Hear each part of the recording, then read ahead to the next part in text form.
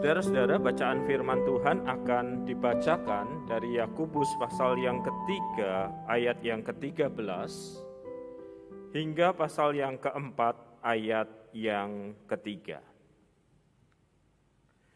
Yakobus pasal yang ketiga, ayat 13, hingga pasal yang keempat, ayat yang ketiga. Siapakah di antara kamu yang bijak dan berbudi? Baiklah ia dengan cara hidup yang baik menyatakan perbuatannya oleh hikmat yang lahir dari kelemah lembutan. Jika kamu menaruh perasaan iri hati dan kamu mementingkan diri sendiri, janganlah kamu memegahkan diri dan janganlah berdusta melawan kebenaran. Itu bukanlah hikmat yang datang dari atas, tetapi dari dunia, dari nafsu manusia, dari setan-setan. Sebab di mana ada iri hati dan mementingkan diri sendiri, di situ ada kekacauan dan segala macam perbuatan jahat. Tetapi hikmat yang dari atas adalah pertama-tama murni, selanjutnya pendamai, peramah, penurut, penuh belas kasihan dan buah-buah yang baik, tidak memihak dan tidak munafik. Dan buah yang terdiri dari kebenaran ditaburkan dalam damai untuk mereka yang mengadakan damai. Dari mana datangnya sengketa dan pertengkaran di antara kamu? Bukankah dari hawa nafsumu yang saling berjuang di dalam tubuhmu? Kamu mengingini sesuatu tetapi kamu tidak memperolehnya, lalu kamu membunuh. Kamu iri hati tetapi kamu tidak mencapai tujuanmu, lalu kamu bertengkar dan kamu berkelahi. Kamu tidak memperoleh apa-apa karena kamu tidak berdoa. Atau kalau kamu berdoa juga, kamu tidak menerima apa-apa karena kamu salah berdoa. Sebab yang kamu minta itu hendak kamu habiskan untuk memuaskan nafsumu. Demikianlah pembacaan firman Tuhan. Berbahagialah setiap kita yang dapat membaca, merenungkan, dan memeliharanya dalam kehidupan sehari-hari. Saudara-saudara, saya rasa setiap orang yang berasal dari suku, etnis, atau kebangsaan apapun, pasti menginginkan sebuah kehidupan yang damai di dalam kehidupan mereka. Dan saya rasa ini adalah keinginan yang wajar dari setiap orang yang hidup di muka bumi ini. Tetapi sayangnya saudara-saudara, walaupun setiap orang dari bangsa manapun menginginkan damai pada umumnya, realita perjalanan sejarah dunia tidak lepas dari konflik, dari peperangan yang bahkan berlangsung sampai saat ini. Ya, manusia menginginkan damai ketika hidup di bumi ini, tetapi konflik ternyata mewarnai sejarah perjalanan manusia sampai sekarang ini. Begitu pula ketika orang aktif di dalam kegiatan di gereja kan saudara-saudara, mayoritas orang menyisihkan waktunya untuk terlibat dalam kegiatan gereja karena ingin juga merasakan suasana yang damai, tentram, menyenangkan, membahagiakan di dalam gereja. Tetapi sayangnya saudara-saudara, di dalam gereja itu kadang juga terjadi konflik, kadang terjadi perkelahian, bahkan masalah dari gereja sampai ke pengadilan dan polisi kemudian datang ke gereja itu, bukan? Orang bergereja karena ingin damai, tetapi damai juga sirna di situ. Dan tiap kali saya berbicara kepada mereka yang mau menikah, dan saya bertanya, mengapa kamu menikah? Dengan senyum-senyum yang kadang malu, dengan ungkapan yang kadang-kadang bisa keluar begitu saja, mereka pasti akan berkata, ya supaya happy toh Pak, supaya seneng, supaya ada teman sehingga bisa merasakan kegembiraan, sukacita, dan damai. Nggak pernah ada yang berkata, ya Pak, saya nyari teman untuk gebuk-gebukan, saya nyari teman untuk berkelahi, saya nyari teman untuk saling menyakiti. Jawaban itu tidak pernah saya dengar, saudara-saudara. Orang menikah karena ingin mengalami sukacita, orang menikah karena ingin mengalami damai. Tetapi realitanya luka kita yang paling besar biasanya justru datang dari konflik yang terjadi dengan orang yang terdekat dengan kita, bukan? Konflik suami istri, konflik dengan anak, konflik dengan mertua, konflik dengan menantu adalah konflik-konflik yang paling menghalau damai dari hati kita. Lukanya dalam karena kita ditikam oleh orang yang paling dekat dengan diri kita. Ya, ini ironi di dalam kehidupan manusia, saudara-saudara. Setiap orang menginginkan damai dimanapun dia berada. Di dalam hidup bernegara, di dalam hidup bermasyarakat, di dalam hidup bergereja, di dalam hidup berumah tangga. Ada keinginan, tetapi di sisi yang lain juga ada konflik, ada perkelahian, ada peperangan yang menyebabkan damai itu sirna atau damai itu pergi. Mengapa manusia yang menginginkan damai, saudara-saudara, ternyata bisa menghadirkan konflik, perkelahian, dan juga pertengkaran, saudara-saudara. Penulis surat Yakobus mengamati dinamika yang terjadi di dalam kelompoknya, saudara-saudara. Dinamika yang terjadi di dalam umat yang ia layani. Dia mengamati di tengah umat itu juga ada konflik, juga ada pertikaian. Padahal yang dia amati adalah umat Tuhan, bukan? Yang dia amati adalah gereja, bukan? Tapi gereja yang dia gembalakan, saudara-saudara, ada di dalam konflik, ada di dalam pertikaian, ada di dalam masalah-masalah yang menyebabkan damai itu sirna.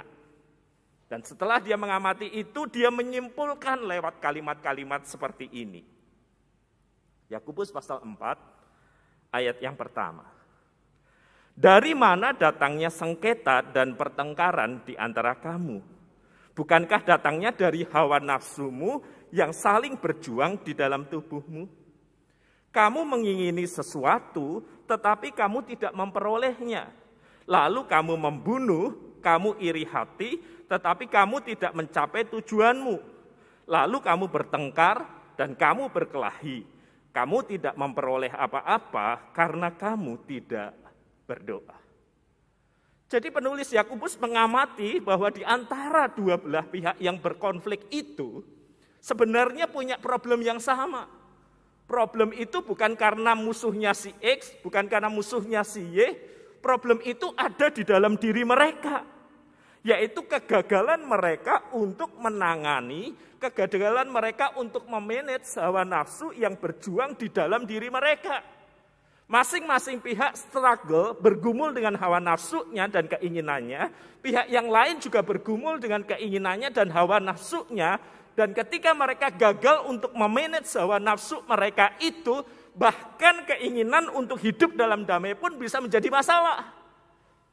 Harusnya keinginan untuk hidup dalam damai itu diraih, dicapai dengan cara-cara yang juga damai, bukan? Tetapi ketika hawa nafsu sudah menguasai diri seseorang, bahkan keinginan untuk hidup dalam damai pun akhirnya diraih dengan segala cara. Yang penting saya merasa damai, yang penting keinginan saya terpenuhi. Kalau enggak terpenuhi saya rampas, saya ambil, yang penting saya damai.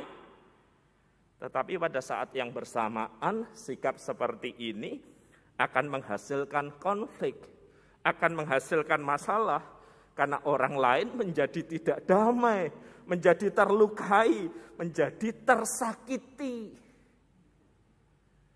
Dan Yakobus mengamati pola ini, saudara-saudara. Satu kelompok ingin damai, ingin sejahtera, kelompok lain pun ingin hal yang sama. Dan karena keinginan yang sama itu bersumber dalam kehidupan yang gagal mengendalikan diri dan hawa nafsu, yang terjadi adalah kelompok satu menyerang kelompok yang lain membalas menyerang kelompok yang satu itu, bahkan demi mendapatkan kedamaian.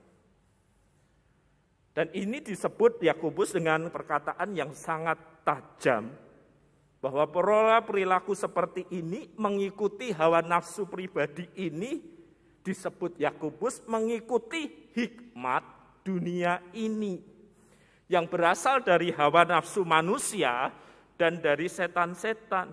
sebuah pola perilaku hidup yang berpusat pada diri sendiri.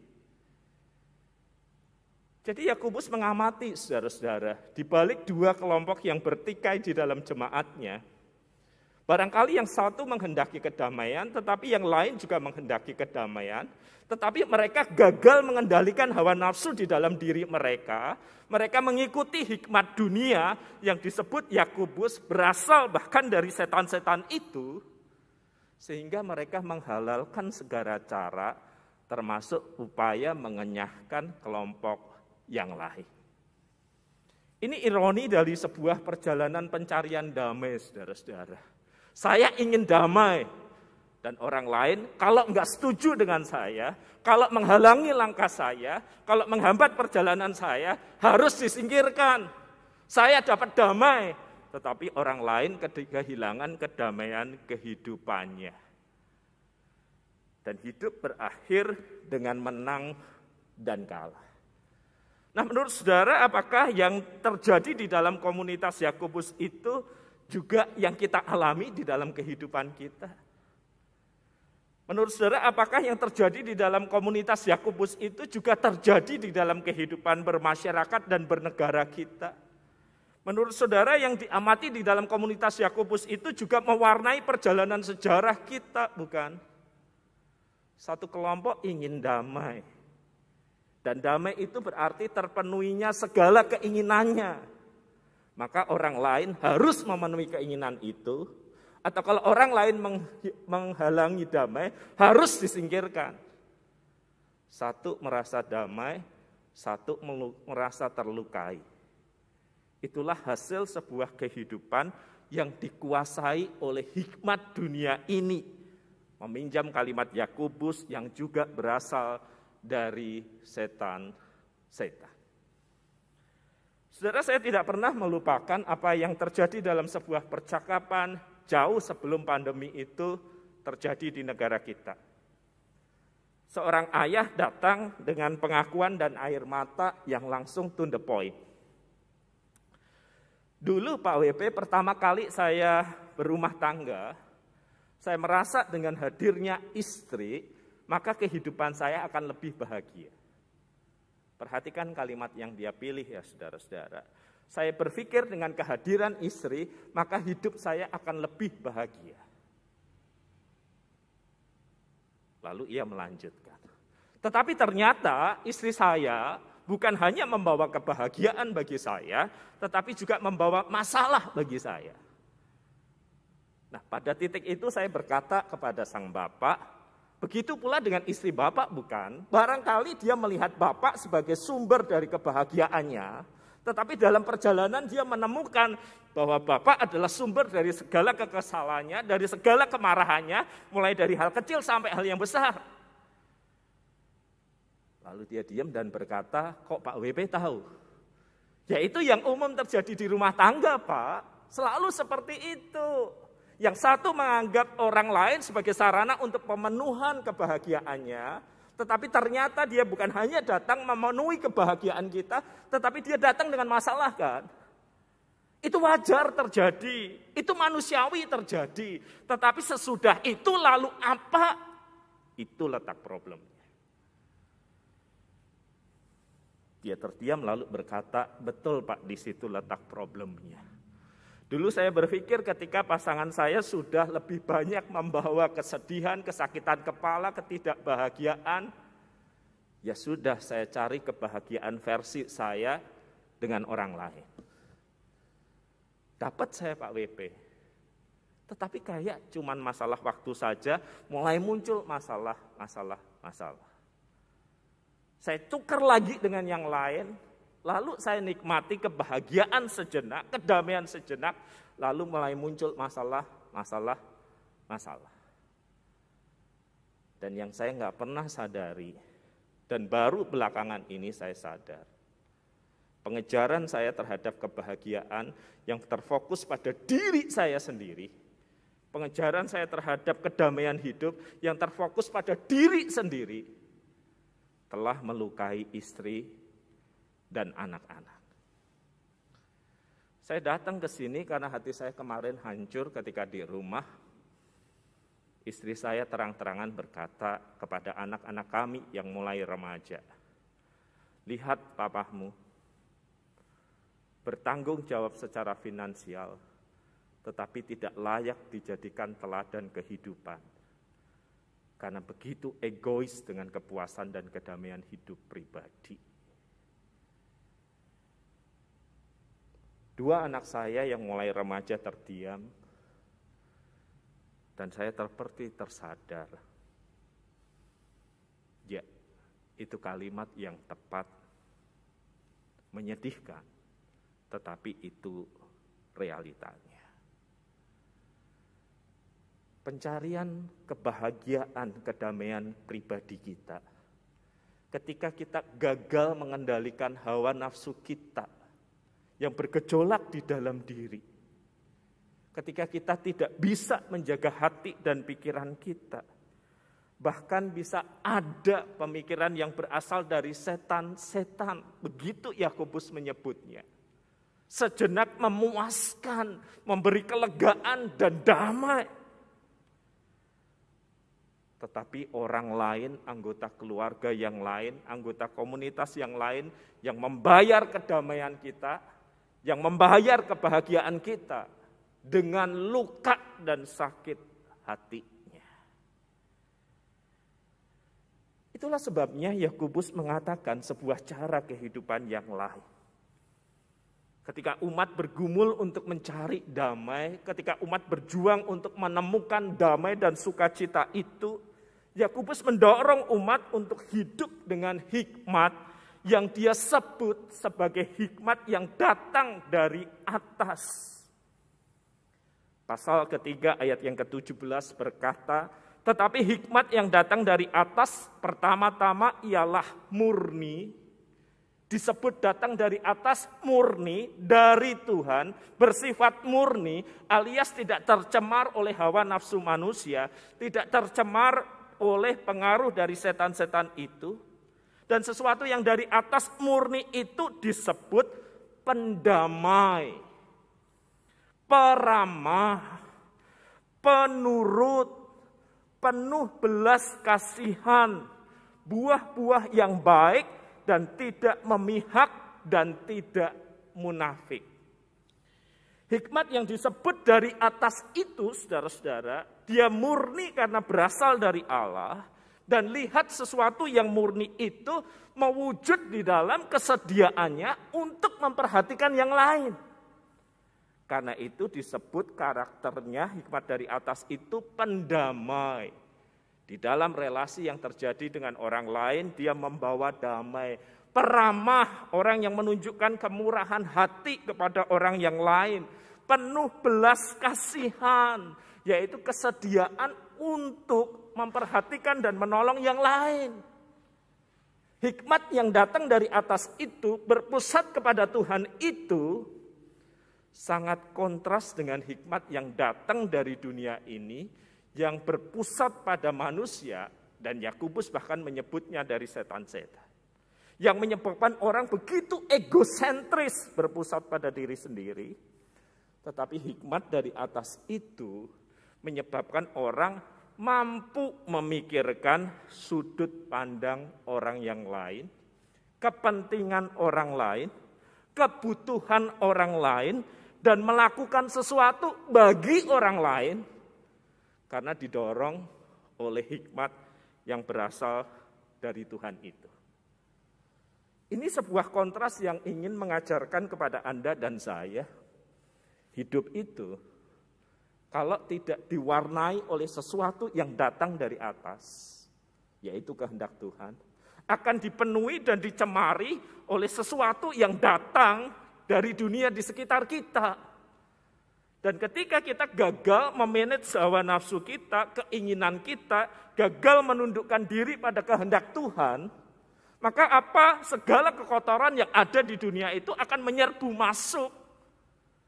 Dan pada akhirnya perkataan kita kotor, tindakan kita kotor. Karena pikiran dan hati kita sudah kotor. Bapak Ibu, pernahkah Anda membuka keran di rumah? Kalau Anda adalah pelanggan dari PDAM dan kemudian buka dan ketemu airnya kotor. Ada lumpur, ada tanah, ada segala macam hal yang enggak baik di situ. Lalu Anda kemudian memeriksa tandon Anda. Anda ingat kemarin tandonnya barusan dibersihkan kok.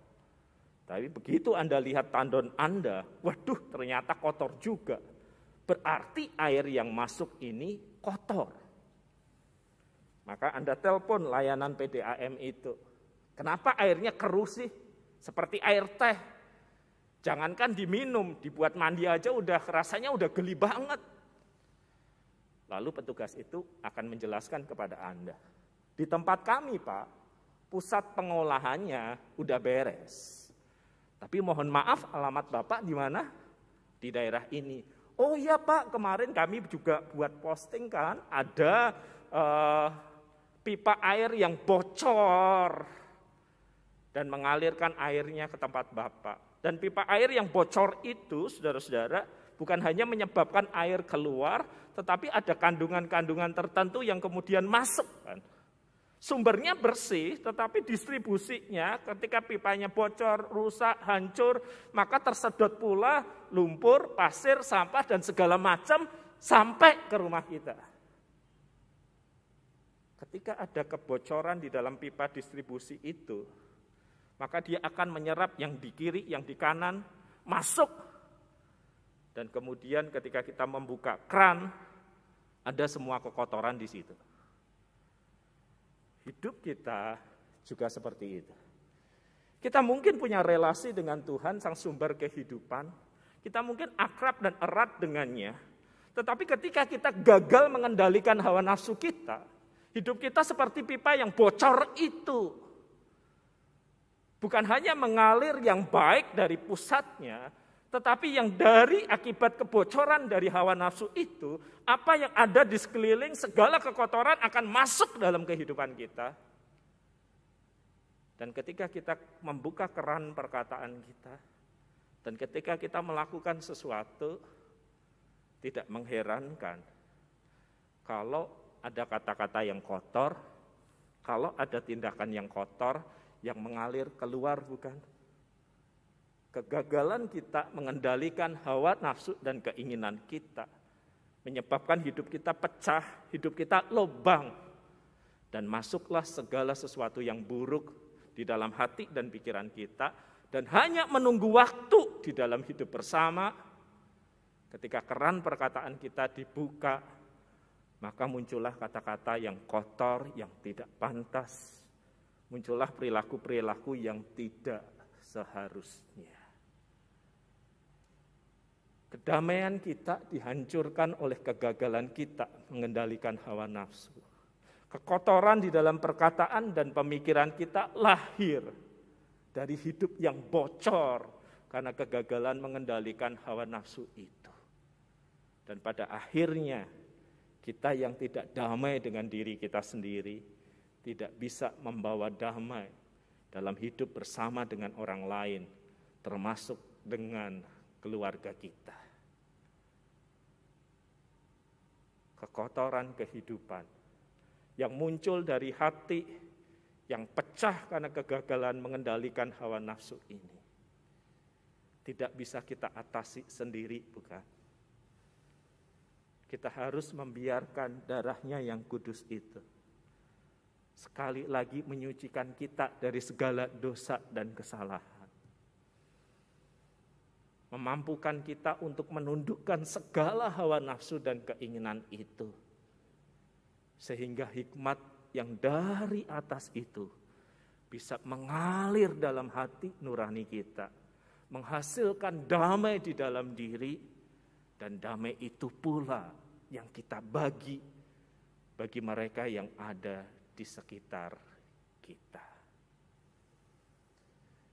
Ingatlah konflik kita terakhir bersama dengan pasangan. Ingatlah konflik kita terakhir bersama dengan anak-anak.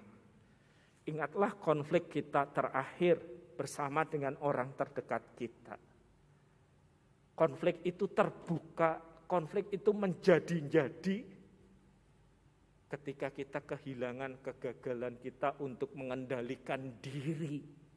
Ketika kita berkata, mengapa kamu yang seharusnya membawa damai dalam hidup saya malah bikin masalah. Sebuah pemikiran yang sangat terpusat pada diri kita sendiri. Tetapi jika kita hidup dengan hikmat yang datang dari atas, dengan kehidupan yang dijaga dari segala hawa nafsu itu, maka dari hikmat dari atas itu yang murni, pendamai, peramah, penurut, penuh belas kasihan akan keluar dari perkataan dan kehidupan kita. Karena kita sadar orang lain bisa jadi tidak membawa damai dalam hidup kita. Karena ada sebuah masalah, sebuah problem, kegagalan pengendalian diri, kegagalan pengendalian hawa nafsu di dalam diri mereka. Dan hanya hikmat dari atas yang memungkinkan kita untuk tidak menuntut mereka membawa damai, tetapi menuntun kita mengalami dan menyalurkan damai yang datang dari atas itu. Mari kita berdoa. Betapa banyak konflik yang lahir karena kami hanya peduli diri kami sendiri. Kami hanya peduli dengan keinginan kami. Kami hanya peduli dengan terpenuhinya segala hawa nafsu kami. Dan kami melihat orang sebagai sarana pemenuhan damai dan sejahtera di hati kami. Kami lupa ya Tuhan, bahwa orang lain juga dalam pergumulan dan pencarian damai. Dan biarlah pergumulan dan pencarian damai kami bersama tidak dimotivasi oleh terpenuhinya keinginan kami atau tidak. Tidak dimotivasi oleh tergenapinya apa yang kami cari di dalam orang itu atau tidak. Tetapi dimulai dari pengendalian hawa nafsu kami. Sehingga hikmat yang dari atas itulah yang mengalir dan menghasilkan damai. Sehingga kami mampu hidup murni, menjadi pendamai, peramah, penurut, penuh belas kasihan.